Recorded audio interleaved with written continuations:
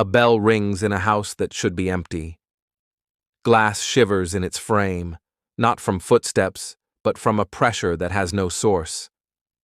In St. Louis, on a corner of Cherokee Street, the Lemp Mansion breathes like a sleeping thing, a Victorian ribcage of carved wood and secret doors. Guides ask visitors to switch off their phones and listen. Before it was a legend, it was a business address. The Lemps brewed wealth the way other families baked bread. Johann Adam Lemp came from Germany with a yeast culture and a belief in cold beer before refrigeration made it easy. Down in the limestone beneath the city ran a network of caves cool enough to be a brewery's lungs. Beer aged in the dark while horses clattered above, and the Mississippi rolled past with steamboats and news. The family climbed into parlors and velvet, their lager climbed with them. Success has a way of looking permanent a week before it dies. In 1901, Frederick Lemp, the son groomed to take the reins, fell sick and did not recover. His father, William Sr., swallowed grief until it turned to lead. In February 1904, he took a pistol into his bedroom and shot himself. The house absorbed the sound and then went back to being quiet. The brewery kept breathing because fortunes learned to move around the missing. William Jr., Billy, took over, a man with his father's jaw and a taste for bright rooms, fast horses, and headlines. This is where the stories begin to split into legends and rumors. Some say Billy fathered a child with a woman downstairs and hid the boy in the mansion, a son called the Monkey Boy, who played in a locked third-floor room and grew old without growing free. Others say the boy never existed, that the tale is a souvenir of imagination in a city that likes its ghosts lively.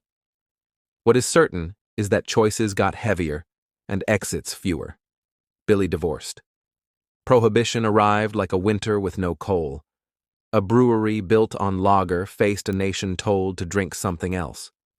In December 1922, with creditors pressing and competitors pivoting to near beer, Billy Lemp sat at his desk in the same house where his father had ended his noise. He wrote a note to a woman he loved, folded it once, and put a bullet through his heart. The window panes flexed again, and then the house was quiet. The brewery shuddered. The caves grew colder. Family photographs hardened into rectangles of loss. The mansion changed hands within the family, a solemn relay of a house too heavy to carry alone. Elsa, the youngest Lemp, and for a time the richest woman in St. Louis, had married into another wealthy family and tried to arrange her life into a geometry that would hold. In March 1920, she lay down in her bed and shot herself in the chest.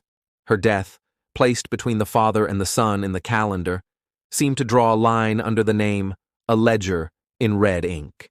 In 1943, Charles, a reserved man who kept order by numbering things, moved into the mansion with a dog and a routine. He lived quietly, no parties, no gossip. One May morning in 1949, he made his bed, fed his dog, and killed the animal to spare it what came next. Then he shot himself in a room upstairs. He left a note asking not to be taken to the hospital. The house, which had learned the timetable of gunshots, obeyed. Later, his brother Edwin, who had walked away from business and lived nearly to 100, ordered the family heirlooms burned so the ghosts would have fewer anchors. The flames licked secrets into smoke. The house kept the rest. Cities forget and remember in layers. After the brewery died, the mansion was a boarding house, then a property with a reputation for rooms that would not stay rented. Tenants reported knocking from inside the walls and a figure crossing the hall where no floorboards creaked. A woman saw a child peering between banisters and told herself it was only a trick of light until the child moved away from the light. Whisperers revived the story of the hidden sun. Plaster cracked, wallpaper yellowed to old tea. Then a family bought the place and turned it into a restaurant that leaned into the legend. They polished the wood until it shone and kept the corners a little dark, the way people like it when they pay to feel the past. Diners ordered chicken and a side of history. Wedding parties posed in rooms where mourning wreaths had once hung. The owners offered tours with a wry smile. This is where Billy fell. This is the stair that groans. This is the hallway with a draft that smells like cigars. Some nights a glass falls and no one is near it. It is easy to laugh at ghost stories until you walk the second-floor hallway alone and feel what a closed house does to your balance. The air thickens. Wood goes to listening posture.